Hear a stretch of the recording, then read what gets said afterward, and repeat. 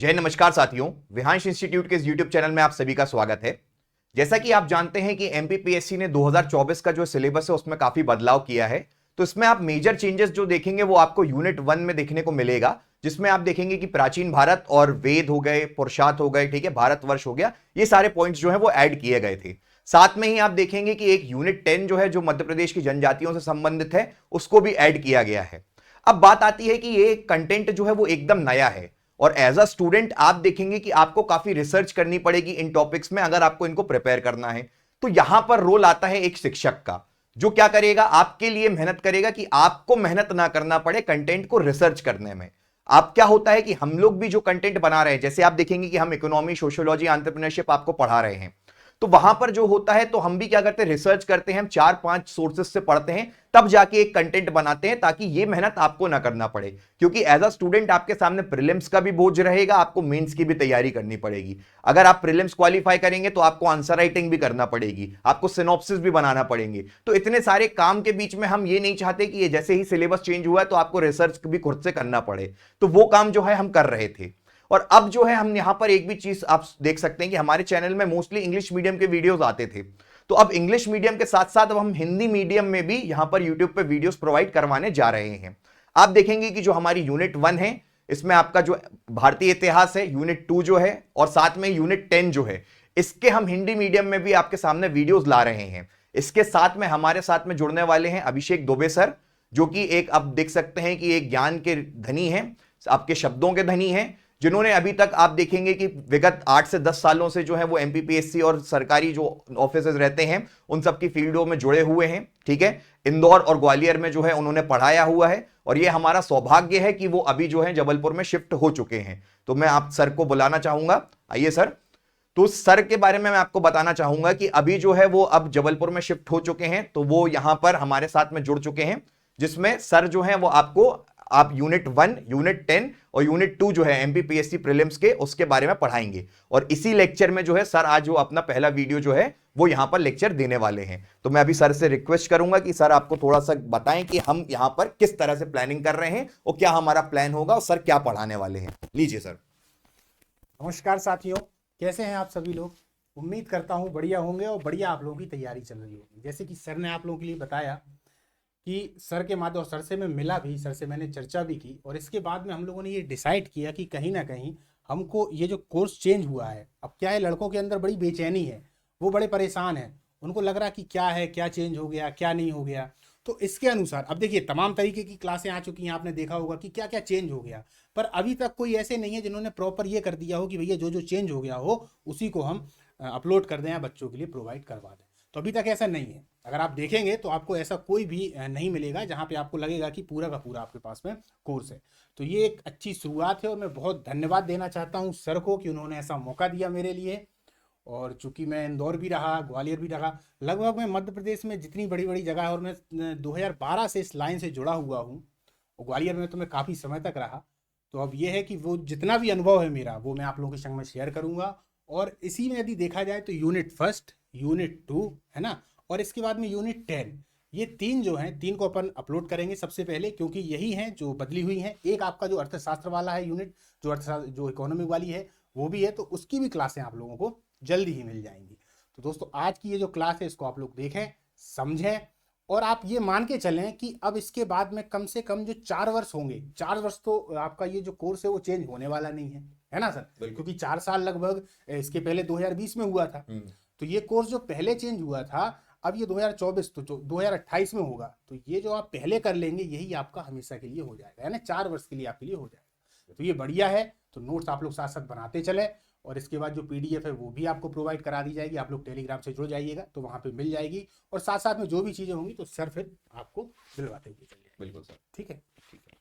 तो जैसा कि आप देख सकते हैं, तो अभी ये जो है लेक्चर कंटिन्यू करेंगे सर। इसमें आप जो है एक तरह से आपका डेमो लेक्चर रहेगा, आप पूरा लेक्चर देखिए, और यहाँ पर कंटिन्यूटी से जो सर हैं वो प्रोवाइड करवाएंगे आपको यूट्यूब पर फ्री ऑफ कॉस्ट। तो ये 3 यूनिट जो है वो हमारी तरफ से हिंदी मीडियम वालों के लिए एक तरह से प्रयास है, जिसमें हम आपको प्रोवाइड करवा रहे हैं। साथ में ही हमारे इंग्लिश मीडियम में जो कोर्सेज चल रहे हैं एप्लीकेशन पे चल ही रहा है, साथ में हम जो यूट्यूब पर है उस पर भी हम यूनिट 1 जो है इंग्लिश मीडियम में पढ़ा रहे हैं, यूनिट 6 जो है इकोनॉमी वो भी हम लेके आ रहे हैं। तो ये सारे प्रयास जो है हमारी तरफ से यूट्यूब पर आप सभी के लिए करते जा रहे हैं। तो बस आपसे यही आग्रह है कि अगर आपको हमारे कंटेंट और हमारा प्रयास अच्छा लग रहा है तो अपने दोस्तों तक इसको जरूर पहुंचाएं। ठीक है सर, लेक्चर कंटिन्यू करते हैं। धन्यवाद। नमस्कार साथियों, स्वागत है आप सभी का विहांस इंस्टीट्यूट जबलपुर में। जैसा कि हम लोगों ने देखा कि एमपीपीएससी ने अपने सिलेबस को चेंज कर लिया है। अब सिलेबस चेंज हो गया है तो काफ़ी ज़्यादा समस्या है, सभी लोग परेशान हैं। क्या किया जाए? अभी लगभग में अगर देखा जाए तो कोर्स भी मार्केट में उपलब्ध नहीं हो पाए हैं। सभी लोग हैं, तैयारी कर रहे हैं, बना रहे हैं, होंगे टाइम पे उपलब्ध हो जाएंगे। लेकिन अब यूनिट तो हमको निपटानी ही है। तो हमने देखा कि क्या क्या उसमें चेंज हो गया। इस पर मैं बिल्कुल भी चर्चा नहीं करने वाला, क्योंकि इसकी तमाम वीडियो आप लोगों के पास में है। यूट्यूब पे आप जाइएगा, वहाँ पे ऐसी तमाम वीडियो हैं जहाँ पे आपको मालूम पड़ जाएगा कि क्या क्या चीज़ें बदली गई हैं। आज अपन यहाँ पर सीधे के सीधे कोर्स को चालू कर रहे हैं, है ना। यूनिट फर्स्ट में सबसे पहले ही भारत का इतिहास हमने देखा कि 10 यूनिट है ना। 10 यूनिट में उनने कुछ ना कुछ ऐसा है जोड़ा है, घटाया है, तो काफी कुछ सारा है जो चेंज हो गया है। और याद रखना दोस्तों, ये जो चेंज हुआ है ये अब अपना चलने वाला है 4 साल तक। यानी कि जो 2024 में चेंज हुआ है, अब ये कब होगा? अब ये जाकर होगा 2028 में। तो हमें एक ही बार में करना है, अच्छे से करना है। तो पहले ही आप कर लें, हर साल करेंगे इससे अच्छा है कि पहले कर लें, है ना।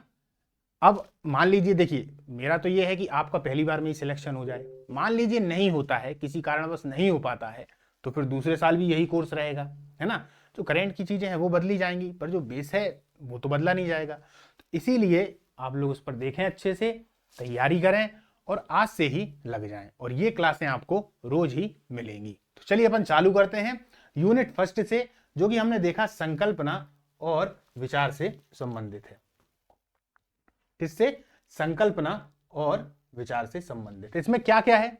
प्राचीन भारतीय ज्ञान परंपरा, भारतवर्ष, वेद, उपनिषद, अरण्यक, ब्राह्मण ग्रंथ, है ना। इसके बाद में षड दर्शन, स्मृतियां, ऋत सभा, समिति, गणतंत्र, वर्णाश्रम व्यवस्था, पुरुषार्थ, ऋण संस्कार, पंच महायज्ञ, और इसके बाद में कर्म का सिद्धांत, तो क्रमशः बोधिसत्व और तीर्थंकर। इन सबको यदि अपन देखेंगे तो हम देखते हैं कि इतिहास में क्या हमने पहले इनको पढ़ रखा है? बिल्कुल पढ़ रखा है। जब भी आप इतिहास को पढ़ रहे होंगे शुरुआत में ही, तो जैसे ही हम पुरातात्विक स्रोतों को जानने की कोशिश करते हैं इतिहास के मामले में, या पुराने जो स्रोत हैं कि किसके माध्यम से हम इतिहास को जानेंगे, तो वहां पर हम वैसे ही वेदों को पढ़ते थे, और ये वेद है ही। भारतवर्ष का जिक्र सबसे पहले ही हो जाता है। तो अब यहाँ पे नया क्या है? यहाँ पे नया ये है कि जो टॉपिक उन्होंने दे दिए हैं उन टॉपिक पे हमें अच्छी पकड़ बना लेनी है, क्योंकि इनसे क्वेश्चन आएंगे। अभी तक इनसे क्वेश्चन नहीं आया करते थे। आप पुराने पेपर देखेंगे तो बाई चांस कुछ ऐसे क्वेश्चन हैं जो आया करते थे, पर अब ऐसा है कि भैया क्वेश्चन इनसे आने, क्योंकि उन्होंने दे ही दिया ना, उन्होंने पूरा ही दे दिया। अब आप समझ लीजिए, ये जो पहली यूनिट है, इस पूरी यूनिट में लगभग में 10, आप समझ लो कि 10 प्रश्न तो वो पूछेंगे ही, और हमको ये मान के भी चलना है। पहले हम क्या मान लेते थे कि यार ये यूनिट है, इनसे कर लो, हो जाएगा। लेकिन जब अब उन्होंने उस यूनिट में खास तौर पर चेंज किया है, तो वो निश्चित तौर पर यहां से प्रश्न आपसे पूछेंगे। और इन सभी को आपने कहीं ना कहीं पढ़ रखा है। कितना पढ़ रखा है? या तो थोड़ा बहुत, ज्यादा किसी के बारे में 2-3 लाइनें पढ़ रखी होंगी। जैसे कि मान लीजिए तीर्थंकर है, तो हमको पता है 24 तीर्थंकर हैं, कुछ तीर्थंकरों के नाम भी मालूम होंगे। अब इसमें क्या करना है? डिटेल में पढ़ लेना है। और इतना डिटेल भी नहीं पढ़ना है कि बिल्कुल इसी में खो जाएं, पर अच्छा खासा इसमें पढ़ लेना है। तो ठीक है दोस्तों, अपन चालू करते हैं संकल्पना एवं विचार, प्राचीन भारतीय ज्ञान परंपरा। सबसे पहले इसको देखेंगे और इसके बाद में हम भारतवर्ष पर चर्चा करेंगे, और जो अपनी दूसरी क्लास होगी वहां से हम क्रमशः वेद पर आ जाएंगे।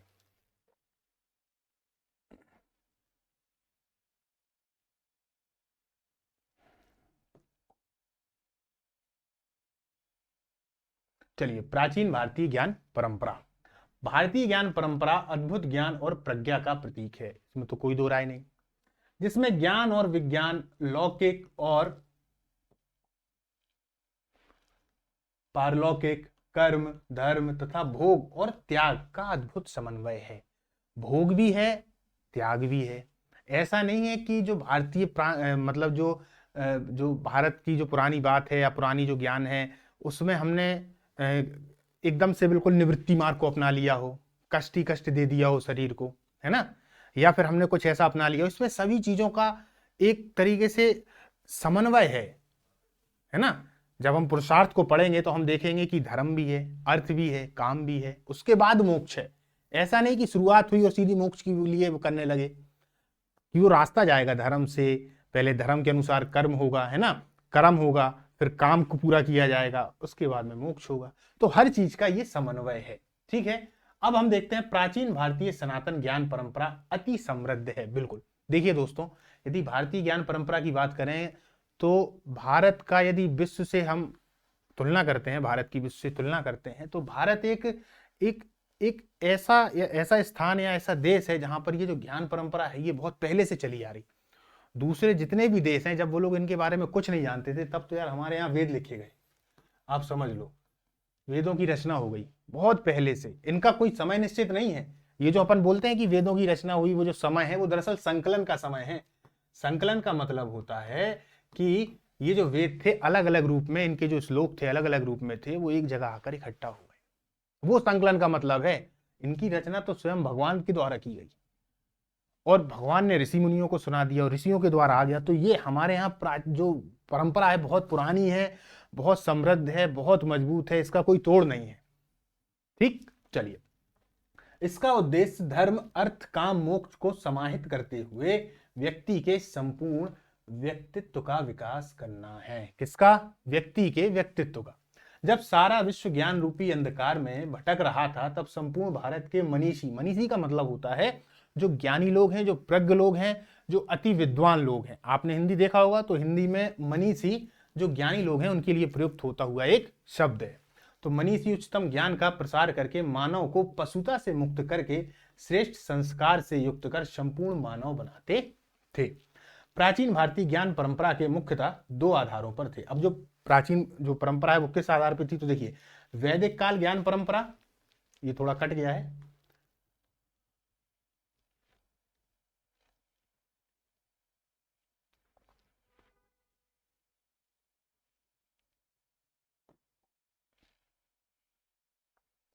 अब देखिए वैदिक काल ज्ञान परंपरा। वैदिक काल ज्ञान परंपरा मुख्यतः दो आधारों पर थी। कितने आधारों पे? दो आधारों पे। एक थी प्राथमिक शिक्षा और एक थी उच्च शिक्षा। आज हम कैसी देखते हैं? आज की शिक्षा की पद्धति अलग है, पर उस समय पर प्राथमिक यानी जब शुरुआती दौर था तब प्राथमिक शिक्षा और उसके बाद में उच्च शिक्षा। तो प्राथमिक शिक्षा में क्या था? प्राथमिक शिक्षा कैसे होती थी? देखिए आप, शुरुआत में ही भारत में संस्कार कितने मजबूत थे, जो आज भी हम उदाहरण के तौर पर बताते हैं लोगों के लिए कि बालक की आयु के 5 वर्ष पूर्ण हो जाने के पश्चात, अब प्रश्न यहीं से आएंगे, अभी तक जो थी वो कहानी थी, अब प्रश्नों को समझना कि प्राथमिक शिक्षा में कितने उम्र की बात है, तो ये 5 वर्ष की बात है ना। यहां से आप लोग अपने क्वेश्चन को लिखते हुए चलिएगा। फैक्ट, बालक की आयु 5 वर्ष पूर्ण होने के पश्चात उसके पुरोहित जन मतलब जो घर पे ही रहा करते थे, पूजा उपासना पद्धति के द्वारा विद्यारंभ संस्कार पूर्ण करवाते थे। कौन सा? विद्यारंभ संस्कार। अब ये संस्कार क्या होते हैं, ये भी आपके टॉपिक में है, ये भी आपके टॉपिक में है। तो भारत में ये जो संस्कार है, इनका जो मूल काम होता है वो होता है व्यक्ति के पूरे व्यक्तित्व का एक तरीके से शुद्धिकरण करना, है ना, पूरे व्यक्ति के व्यक्तित्व का विकास करना। तो ये 16 प्रकार के संस्कार माने जाते हैं और 16 प्रकार के संस्कार, इन संस्कार की अपन चर्चा करेंगे और प्रत्येक संस्कार का अपने आप में एक महत्व है। ऐसा नहीं है कि कोई संस्कार ऐसा ही हो, सबका महत्व। इन सब में सबसे ज्यादा महत्व था उपनयन संस्कार का। किसका? उपनयन संस्कार का। आप लोग जानते हैं उपनयन को हम यज्ञोपवीत संस्कार भी कहते हैं। क्या कहते हैं? यज्ञोपवीत। ये दिख रहा होगा आपको, यज्ञोपवीत संस्कार, दोनों ही एक ही नाम है। इनका महत्व इस बात को लेके है कि जिसका उपनयन संस्कार हो जाता था, जिसका यज्ञोपवीत संस्कार हो जाता था, शिक्षा का अधिकार उसी को मिल पाता था। इसमें कृतियां आएंगी, अपन जब देखेंगे उत्तर वैदिक काल में तब इसमें कृतियां आएंगी, जब संस्कार पे आएंगे तो बताएंगे। पर अभी इनका जो महत्व है उसको समझ लीजिए कि जिसका होगा विद्या का अधिकार उसी को होगा। ठीक है, तो संस्कार पूर्ण करवाते थे, जिसमें ये कौन सा संस्कार है? ये विद्यारंभ संस्कार है, ये एकदम शुरुआती दौर वाला है। अभी उपनयन संस्कार पे नहीं आए, वो होगा, वो उच्च शिक्षा में होगा। ठीक है, तो पूर्ण करवाते थे, जिसमें बालक की अनामिका उंगली से, अनामिका उंगली तो आप जानते ही हैं, कि चावल के दानों के माध्यम से वर्णमाला का कोई अक्षर लिखवाया जाता था। देखिए हमारे यहाँ विद्या को कितना श्रेष्ठ माना गया है ना। उसको शुरुआत भी जब कर रहे हैं तो कितने अच्छे तरीके से कर रहे हैं, पूरा पूजा पद्धति से किया जाता था। इस प्रकार बालक की प्रारंभिक शिक्षा शुरू होती थी। अब प्रारंभिक शिक्षा हो गई। चलिए,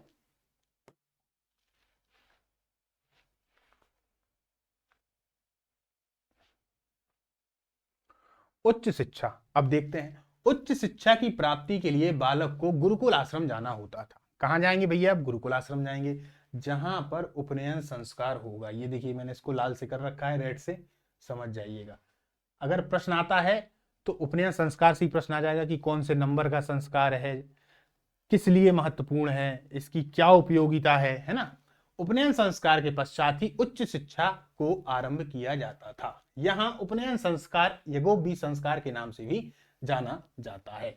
उपनयन संस्कार वर्ण व्यवस्था के आधार पर था। हम जानते हैं कि वर्ण व्यवस्था के आधार पर समाज 4 वर्णों में विभाजित था। अब ये जो वर्ण व्यवस्था है दोस्तों, ये वर्ण व्यवस्था शुरुआत में वर्ण 2 ही थे, एक था कृष्ण वर्ण, एक था श्वेत वर्ण। यानी कि वर्ण का मतलब रंग से था, 2 प्रकार के रंग। तो उनमें आ गए थे आर्य, एक अनार्य आ गए। आर्य कौन थे? वे लोग थे आर्य जो कहीं ना कहीं गोरे थे। अनार्य कौन थे? जो थोड़े सांवले थे। इस प्रकार से वर्ण था। लेकिन कुछ समय के बाद जब ऋग्वैदिक काल से उत्तर वैदिक काल की ओर जीवन जा रहा है आर्यों का, तो उस समय पर होता क्या है कि उनके अंदर एक परिवर्तन हो रहा है। परिवर्तन कैसा हो रहा है कि काम ज्यादा बढ़ रहा है, मतलब सबको अपने अपने कार्य करने हैं। तो देखा गया तो मोटे मोटे तौर पर 4 प्रकार के कामों के अनुसार, मतलब कार्यों के अनुसार लोगों को बांटना प्रारंभ कर दिया। वहीं से वर्ण व्यवस्था एकदम शुरुआती दौर में आती है। किससे? कर्म के अनुसार, यानी कार्यों को बांटना चालू कर दिया। तो एक ही परिवार में सभी प्रकार के लोग आ रहे थे। फिर जब उत्तर वैदिक काल में हम आते हैं तो हम देखते हैं कि यार ये जो व्यवस्था ये जटिल होने लगी, यानी कि जन्म मूलक हो गई कि जो व्यक्ति जिस में है, जिसने उसने कार्य किया है, उसी कार्य में उसका व्यक्ति, उसका जो बालक होगा वो भी होगा, चाहे बालक उसके योग्य हो अथवा ना हो। तो इस प्रकार की जो प्रथा थी वो कुरीतियों में तब्दील होती चली गई। तो जहां हम वर्ण व्यवस्था को ऋग्वैदिक काल में बहुत अच्छा मानते हैं, उत्तम मानते हैं, वहीं उत्तर वैदिक काल में हम इसको गलत मानने लगते हैं और वहीं से बहुत कुरीतियां होने लगती हैं। तो यहीं पर देखा जाए तो वर्ण व्यवस्था के आधार पर समाज 4 वर्णों में विभाजित था। ब्राह्मण, क्षत्रिय, वैश्य, शूद्र। शुरुआती दौर में ये व्यवस्था अच्छी थी। अब आप बताइए, एक ही घर में सभी प्रकार के व्यक्ति आ जाएंगे तो सभी लोग समान ही नहीं हो गए? जाति तो आएगी ही नहीं, जाति आ ही नहीं सकती। सभी लोग समान हैं भाई, उसके घर में भी 4 लोग, मेरे घर में भी 4 लोग, हो सकता है मेरे घर में भी 2 वर्ण के लोग, तो सभी लोग समान हैं। आ ही नहीं सकती कुरीतियां। कुरीतियां तो तब आएंगी जब ये हो जाए कि भाई मैं उस काम को बिल्कुल नहीं जानता, मेरा पुत्र भी उस काम को बिल्कुल नहीं जानता, पर मेरे नाम के पीछे उसका ठप्पा लगा हुआ है और मैं वो बना बैठा हूं। समस्या तब है। तो इस प्रकार से जो हमारे ऋग्वैदिक काल की सही व्यवस्था थी, ब्राह्मण, क्षत्रिय, वैश्य, शूद्र, इसमें से ऊपर के 3 वर्ण को उपनयन संस्कार का अधिकार था। किनका? 3 जनों का। तो आयु के अनुसार ब्राह्मण के लिए 8 वर्ष, ये पूछा जा सकता है, क्षत्रियों के लिए 10 वर्ष और वैश्यों के लिए 12 वर्ष निर्धारित थे। उच्च शिक्षा की बात चल रही है। इसके पश्चात ही उच्च शिक्षा प्रारंभ होती थी। उच्च शिक्षा को भी 2 भागों में बांटा गया था, परा पाठ्यक्रम और अपरा पाठ्यक्रम। 2 प्रकार के जो पाठ्यक्रम थे वो थे। यहां पर मुख्यतः वेदों से संबंधित ज्ञान दिया जाता था। वेद महत्वपूर्ण थे। वेद के लिए 12 वर्ष निर्धारित किए गए थे। कितने? 12 वर्ष। यानी कि जिसको एक वेद का ज्ञाता बनना है तो उसको 12 वर्ष तपस्या करनी पड़ेगी। 4 वेद के लिए 12 चौके 48 वर्ष करनी पड़ेगी, है ना। तो 12 वर्ष निर्धारित। लेकिन ऐसे भी बहुत सारे विद्वान हुए हैं जिन्होंने कम उम्र में पूरे के पूरे जो वेद हैं उनको पढ़ लिया। जैसे कि आदि शंकराचार्य है ना, जिन्होंने अद्वैतवाद दिया है, उन्होंने बहुत कम उम्र में पूरे वेद, उपनिषद, इन सब लोगों को पढ़ लिया था। पढ़ने के बाद टीकाएं भी लिख दी थी। ये सब क्या होता है, जब आप धीरे धीरे पढ़ेंगे तो आपको समझ में आएगा। 12 वर्ष निर्धारित किए गए थे। इस प्रकार से जो व्यक्ति चारों वेदों का अध्ययन करता था उसके लिए 48 वर्ष का समय निश्चित था। शिक्षा मुख्यतः मौखिक ही दी जाती थी। प्रश्न बन गया, शिक्षा मौखिक क्यों दी जा रही है? भारत में लिखित शिक्षा जो है वो कब से प्रारंभ मानी जाती है? 600 ईसा पूर्व। यानी कि जो महाजनपद काल है, महाजनपद काल, इसको हम सूत्र काल भी कहते हैं। सूत्र काल, इसको महाकाव्य काल भी कहा जाता है। अब आप लोगों को दिख रहा होगा, इसको महाजनपद काल भी कहेंगे, इसको सूत्र काल भी कहेंगे, इसको महाकाव्य काल भी कह दिया जाता है। इसको कहते हैं 6ठी शताब्दी ईसा पूर्व धार्मिक सुधार आंदोलन। 6ठी शताब्दी ईसा पूर्व धार्मिक सुधार आंदोलन, ये भी इसको कह दिया जाता है। तो ये चारों बातें एक ही हैं। ये सभी 6ठी शताब्दी ईसा पूर्व की बात है। इस समय भारत में लेखन कला जो है वो हो रही है और लेखन कला अस्तित्व में आई। इसके पहले पूरी चीजें मौखिक ही दी जा रही हैं, है ना। गुरु ने शिष्य को दिया, शिष्य कुछ गुरु हो गए, उन्होंने अपने उनको दिया, इस प्रकार से ये परंपरा चल रही थी।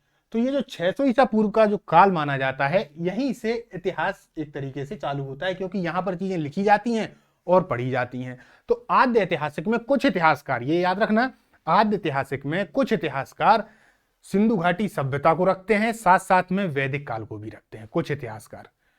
अगर आप अधिकतम में देखेंगे तो सिर्फ अकेले सिंधु घाटी सभ्यता में किसको रखते हैं, सिंधु घाटी सभ्यता आद्य ऐतिहासिक काल में आती है। ठीक है, ये एक विवाद का विषय है। चलिए आगे चलते हैं। हम जानते हैं लेखन कला का प्रयोग भारत में इतिहास में सूत्रकाल, यानी कि देखिए अभी मैंने बताया ना वही सूत्रकाल पूरा माना जाता है, उसके पश्चात ही लिखित शिक्षा प्रारंभ हुई। वेदों के अलावा वेदांग, वेदांग क्या है, वेदों के अंग है, शिक्षा है, कल्प है, निरुक्त है, चुक्त है ना, निरुक्त है, व्याकरण है, ज्योतिष है, ये सभी वेदांग हैं। तो वेदों के अलावा वेदांग अन्य धार्मिक ग्रंथ, व्यवहारिक, सामाजिक, आध्यात्मिक शिक्षाएं भी दी जाती थी। इन वेदांगों की दरअसल रचना इसलिए हुई थी कि वेद जो हैं वो बहुत कठिन है, आम आदमी उसको नहीं समझ पाएगा। आम आदमी क्या, विशेष आदमी भी उनको नहीं समझ पाएगा, उनमें मेहनत बहुत लगती है। तो वेदांगों को मुख्यतः इसलिए बनाया गया था ताकि वेदों को अक्षुण बनाया जा सके, उनको एक छंद के रूप में, लय के रूप में बनाया जा सके, उनको इस तरीके से संकलित किया जा सके ताकि वो आगे तक चलते रहें, क्योंकि इतने कठिन थे कि हर कोई इनको पढ़ ही नहीं पा रहा था, कोई समझ नहीं पा रहा था। मुश्किल से कोई व्यक्ति मिलता था जो वेद का ज्ञाता हो। इस चक्कर में है आज भी वो कठिन, लेकिन वेदांग की वजह से थोड़े बहुत वो सरल हो गए हैं। अन्य धार्मिक ग्रंथ, व्यवहारिक, सामाजिक, आध्यात्मिक शिक्षाएं भी दी जाती थी, जिसमें शारीरिक और मानसिक शिक्षा भी महत्वपूर्ण थी। संवाद शैली, वाद विवाद के माध्यम से भी ज्ञान की प्राप्ति की जाती थी। ये भी बहुत अच्छा था। संवाद शैली के माध्यम से कुछ हमने ज्ञान दे दिया, कुछ आपने दे दिया, एक दूसरे का कटाक्ष कर दिया, है ना। इस प्रकार से ज्ञान की जो परंपराएं थी वो चलती जाती थी। चलिए अब बुद्ध काल ज्ञान परंपरा, भाई जब यहाँ चल रहा था तो हमने देखा 6ठी शताब्दी से पूर्व में जो काफी सारे कर्मकांड हो रहे थे, तो बुद्ध ने और जैनों ने, इन दोनों ने मिलकर अपने अपने आंदोलन किए थे। तो इनकी भी अपनी ज्ञान परंपरा थी। अब इनकी कैसी थी, लगभग वैसी ही है, थोड़ा समझना। बौद्ध ज्ञान परंपरा में भी शिक्षा के 2 आधार बताए गए। कितने, 2 आधार, एक प्रारंभिक और एक उच्च। ठीक, इस ज्ञान परंपरा में भी प्रारंभिक शिक्षा परिवार एवं परिवार के पुरोहित गण के द्वारा दी जाती थी, जबकि उच्च शिक्षा बौद्ध विहार और मठों में दी जाती थी। कहां दी जाती थी, बौद्ध विहार और मठों में, बौद्ध विहार और मठों में।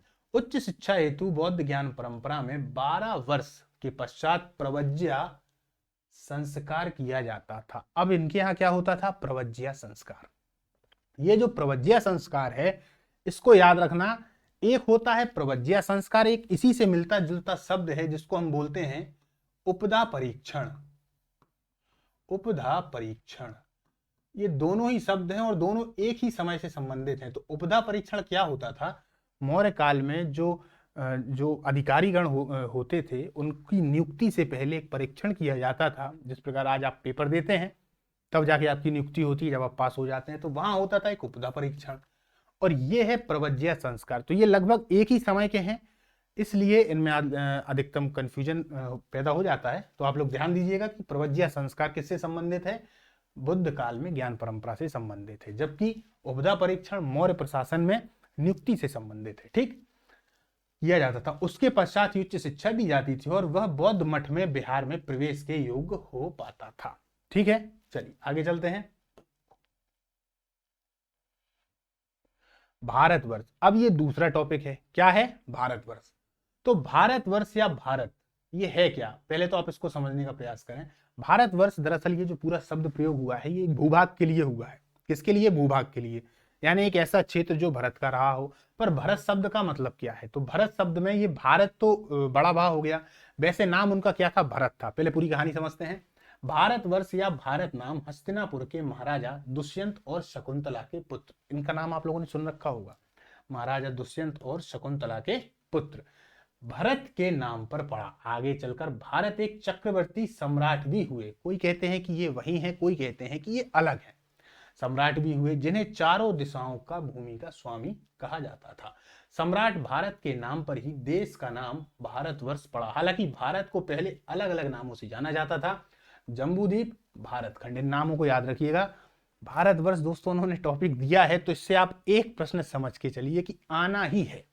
वो किस रूप में आएगा वो जाने, पर आना जरूर है। तो भारतवर्ष से संबंधित जितने भी प्रश्न हैं आपको करके जाने पड़ेंगे कि इसका नाम कहाँ आ रहा है, पहली बार कहाँ जिक्र हो रहा है, अभिलेखीय साक्ष्य कहाँ मिला है भारत में भा का क्या मतलब है, रथ का क्या मतलब है, तो ये पूरा का पूरा आपको मालूम होना चाहिए।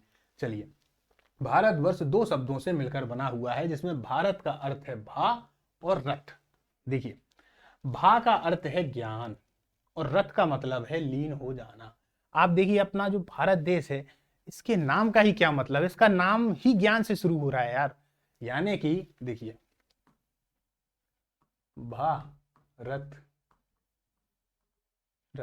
एक है ज्ञान और एक है लीन हो जाना।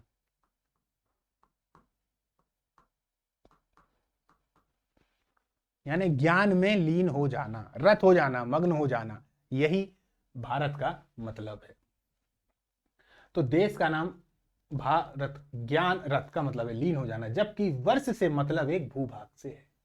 ये तो हो गया भारत, वर्ष भी तो आया, तो जब वर्ष आ जाता है तो वर्ष का मतलब हो जाता है एक भूभाग। कौन सा भूभाग?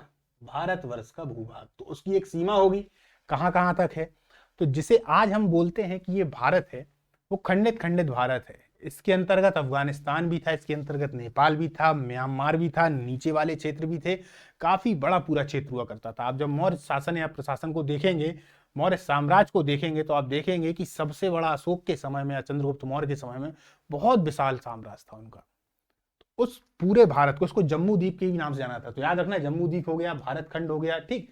इस भूभाग के अंतर्गत में वर्तमान में भारत है, देखिए इसको ध्यान रखिए, भारत है, पाकिस्तान है, बांग्लादेश है, नेपाल है, भूटान है, अफगानिस्तान है। अब देखिए, मैंने अभी नाम नहीं ले पाया था मैं किस किस का, बांग्लादेश का और भूटान का। तो याद रखना, ये वैसे छोटे छोटे से हैं। जब अफगानिस्तान पाकिस्तान जैसा पूरा वाला क्षेत्र है, पाकिस्तान तो था ही, तो फिर ये बांग्लादेश नेपाल कहाँ है जी, तो रहेंगे ही, ठीक। चलिए आगे चलते हैं।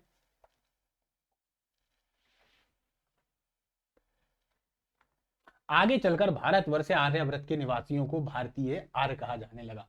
सिंधु नदी को फारसियों के द्वारा हिंदू कहा गया और परिणाम स्वरूप हिंदुस्तान शब्द का निर्माण हुआ। सिंधु नदी को अंग्रेजी में इंडस नाम देने के कारण हिंदुस्तान को इंडिया के नाम से जाना जाता है। देखिए, जब फारसी आ रहे हैं तो वो क्या बोल रहे हैं, सिंधु को हिंदू, क्योंकि सा की ध्वनि उनकी हा की निकल रही है, तो वहां से तो नाम पड़ गया हिंदुस्तान, ठीक है। अंग्रेज आए तो उन लोगों ने क्या बोला, इंडिया, इंडस, तो उनने सिंधु जो नदी थी उसको क्या बोला, इंडस, तो वहां से फिर वो इंडिया शब्द निकल के आने लगा। तो इस कारण इंडिया नाम से इसको जाने लगा। तो अंग्रेजों ने इंडस कहा, उन्होंने जो सिंधु थी उसको हिंदू कहा, तो हिंदुस्तान और इंडिया, पर उसका असली नाम भारतवर्ष ही था, भारत नाम से ही था, ठीक है।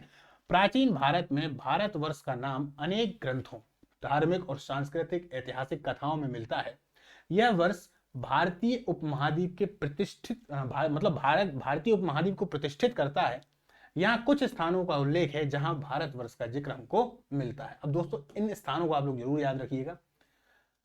आज की ये जो थोड़ी पीपीटी है, थोड़ा पास में ज्यादा हो गई, क्योंकि एक बार क्लास चालू हो जाने के बाद में इसमें बदलाव संभव नहीं हो पाता है, लेकिन मैं अगली क्लास में इसमें ध्यान रखूंगा कि ये थोड़ा दूर दूर रहे, ताकि आपको अच्छे से समझ में आए। चूंकि क्या है, ये अपलोड हो चुकी थी और क्लास चालू हो गई, इसलिए अब बीच में इसको चेंज करने में समस्या आ जाएगी, इसलिए अब जो अगली क्लास आएगी उसमें सही आएगा। आप लोग थोड़ा इसको ध्यान दीजिएगा। महाभारत। महाभारत एक प्राचीन हिंदू काव्य है जिसमें भारतवर्ष का वर्णन है। युधिष्ठिर पांडवों के राजा भारतवर्ष के सम्राट बने। महाभारत का आपने नाम ही जानते हैं, आपकी नाम ही महाभारत है, तो यहाँ तो होगा ही। दूसरा रामायण। रामायण भी एक प्राचीन हिंदू काव्य है जिसमें भारतवर्ष का वर्णन किया गया है। रामचंद्र अयोध्या राजा भारतवर्ष में राज्य करते ही थे, ये भी हम जानते हैं, तो रामायण महाभारत आप बता देंगे। अब वेद। वेद में भी वेद में भी नाम है। अब है जैन और बौद्ध ग्रंथ। एक मिनट, जैन और बौद्ध ग्रंथ, तो वेदों में भी नाम हो गया। जैन और बौद्ध ग्रंथों में भी भारतवर्ष का जिक्र होता है। जैन आगम, जैन आगम का मतलब होता है जैन ग्रंथ, ठीक है। जैन ग्रंथों को आगम ही कहा जाता है। और बौद्ध त्रिपिटक में भी इसका वर्णन है। बौद्धों का जो त्रिपिटक है, सूत पिटक, विनय पिटक, अभिधम्म पिटक, उनमें भी इनका वर्णन है। ये कब आए थे, जब संगतियां हुई थी, जब अपन उस पर आएंगे तो चर्चा करेंगे। अर्थशास्त्र। चाणक्य का अर्थशास्त्र एक प्राचीन भारतीय राजनीतिक शास्त्र है। सबसे महत्वपूर्ण किताब है मौर्य प्रशासन को समझने की। उसमें भी भारतवर्ष का जिक्र है, जबकि उसमें मौर्यों का वर्णन नहीं है। याद रखिएगा, ये प्रश्न पूछा जाता है बार बार। जब आप कभी और अच्छे लेवल का पेपर देंगे तब आपको समझ में आएगा। अर्थशास्त्र में मौर्यों का नाम नहीं है ना, लिख लीजिएगा, मौर्य का नाम नहीं है, मौर्य शब्द की कहीं चर्चा ही नहीं है उस अर्थशास्त्र में पूरे में। और नाम उसका अर्थशास्त्र बताती वो राजनीति के बारे में, चूंकि उस समय पर राजनीति शब्द का एक तरीके से देखा जाए तो वो ही नहीं हुआ, मतलब उस समय तक में राजनीति शब्द आया ही नहीं है, इसलिए वो है तो अर्थशास्त्र की, पर उसमें बताया पूरा राजनीति किया है। तो अर्थशास्त्र एक प्राचीन भारतीय राजनीतिक शास्त्र है जिसमें भारतवर्ष के शासन व्यवस्था का विस्तृत विवरण किया गया है। ठीक है, चलिए अशोक के शिलालेख यहाँ पे भी है। तो मौर्य सम्राट अशोक के शिलालेखों में भारतवर्ष का वर्णन होता है। तो हमने 6 जगह देखा कि भारतवर्ष कहाँ कहाँ आ रहा है। उन्होंने अपने शासन का विस्तार भारतवर्ष तक किया था। अब इन ग्रंथों, लेखों और प्राचीन लेखों के माध्यमों से भारतवर्ष का इतिहास, भूगोल और सांस्कृतिक विवरण मिलता है। तो हमने 6 जगह देख लिया। ठीक है, चलिए आगे चलते हैं।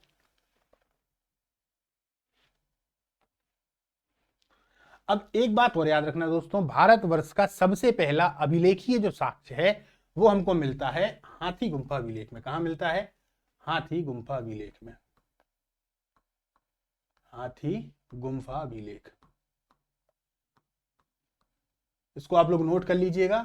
हाथी गुम्फा अभिलेख जो है ये महत्वपूर्ण इसलिए है क्योंकि भारतवर्ष का अभिलेखीय साक्ष्य का मतलब होता है, देखिए हम किन साक्ष्यों को ज्यादा सही मानते हैं? जो अभिलेखीय साक्ष्य, क्योंकि वो कहीं ना कहीं पत्थरों पे या ऐसी जगह पर लिखे गए हैं, जबकि जो साहित्यिक साक्ष्य हैं उनको हम अभिलेखीय साक्ष्य की अपेक्षा ज्यादा उचित नहीं मानते, क्योंकि साहित्यिक साक्ष्य कहीं ना कहीं राज दरबार से प्रभावित थे। यानी कि यदि राजाओं के पास में थे तो राजा लोगों से प्रभावित थे तो उन्हीं के बारे में लिख दिया करते थे। जैसे आपने चंद्रबरदाई को देख लिया होगा, है ना, पृथ्वीराज रासो, या दूसरी भी अन्य कहानियां हैं। अब देखिए पद्मावत कब लिखी गई है और उसकी घटना कब घट रही है, तो इनको हम कहीं ना कहीं थोड़ा अतिशयोक्तिपूर्ण मानते हैं। लेकिन यदि जो चीज अभिलेख में लिख दी जाती है, जैसे कि अशोक के द्वारा अभिलेखों में लिखी गई चीजें हैं, तो उनको हम कहीं ना कहीं सत्य ही मानते हैं। तो हाथी गुम्फा अभिलेख में भारतवर्ष का सर्वप्रथम अभिलेख है।